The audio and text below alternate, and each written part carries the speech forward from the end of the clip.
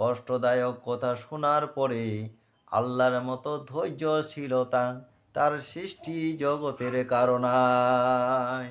আমার ভাইয়েরা, আল কোরআনুল কারীমের 25 নম্বর সূরার নাম সূরা ফুরকান।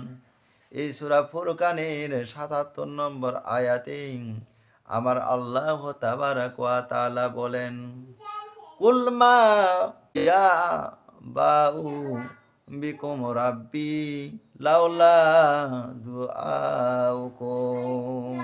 হে নবী, তুমি পৃথিবীর মানুষদেরকে বলে দাও, তোমরা আমার রবকে না ডাকলে তার কোনো আসে যায় না। তোমরা যদি আমার রবকে ডাকো আর না ডাকো সেটা তোমাদের ব্যাপার। ডাকলে তোমার লাভ, না ডাকলে তোমার ওই লস হবে, তার কোনো আসে যায় না। ফাকাদ কাজ্জাবতুম, তোমরা অস্বীকার করছো, তোমরা আল্লাহকে অস্বীকার করছো।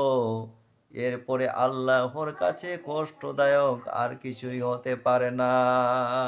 আমার ভাইয়েরা, আল্লাহ রাব্বুল আলামিন পৃথিবীর মানুষদেরকে সৃষ্টি করেছেন। ওয়ামা খালাকতুল জিন্না ওয়াল ইনসা ইল্লা লিয়াবুদুন। আমি মানুষ এবং জিন জাতিকে আমার ইবাদতের জন্যই সৃষ্টি করেছি। তারা শুধুমাত্র আমার ইবাদত করবে, এ কারণে আমি তাদেরকে সৃষ্টি করেছি। কিন্তু মানুষ আজকে আমাকে অস্বীকার করছে।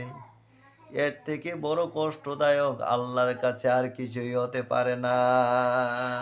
জেনে রাখো, অচিরেই তোমাদের উপর নেমে আসবে অপরিহার্য শাস্তি। দুনিয়া ও আখিরাতে তোমরা ধ্বংস হয়ে যাবে। তোমাদের দোষ একটাই, অপরাধ একটাই, তোমরা অস্বীকার করেছো আল্লাহকে।